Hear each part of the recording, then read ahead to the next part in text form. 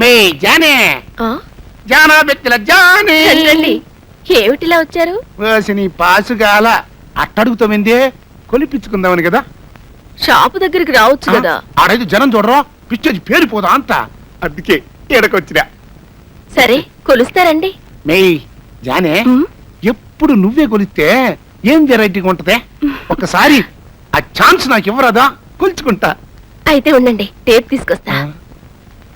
వారి జానా బెత్తితో కొలుద్దాం అనుకుంటే టేప్ కోసం వెళ్తుంది ఏంటి? నా ప్లాన్ అంతా రివర్స్ అయిపోయేలా.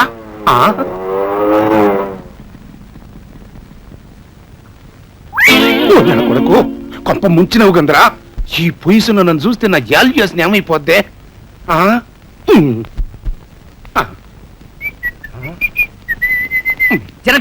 జానా, నా నెల జానా, జానా జానీ, ఈ రోజైనా నీ కొలతలు కొలవడానికి వచ్చాను. కొలవమంటావా? మాట్లాడు జానీ. నా మాటలు వింటుంటే ఒళ్ళంతా పులకరించిపోయి మాటలు రావటం లేదా? మాట్లాడు జానీ.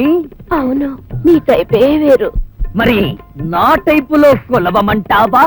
ఉమ్, ఆహా, ఏమి నా భాగ్యము! ఇప్పుడు నాకు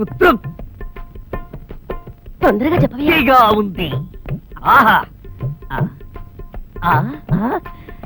ఇదేమిటి? అరటి బోదల్లా ఉండవలసిన నీ కాళ్ళు ఇనప స్తంభాల్లా ఉన్నాయి. తర్వాత చెప్తాను గానీ ముందు చుట్టుకొలత కొలుచుకో. కొలుస్తా.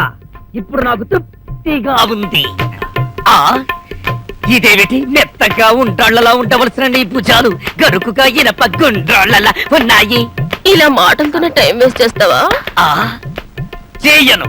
ఏ జానా, ఇదేమిటి?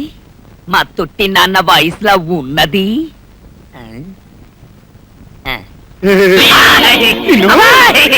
నేను సరేనా అన్నా?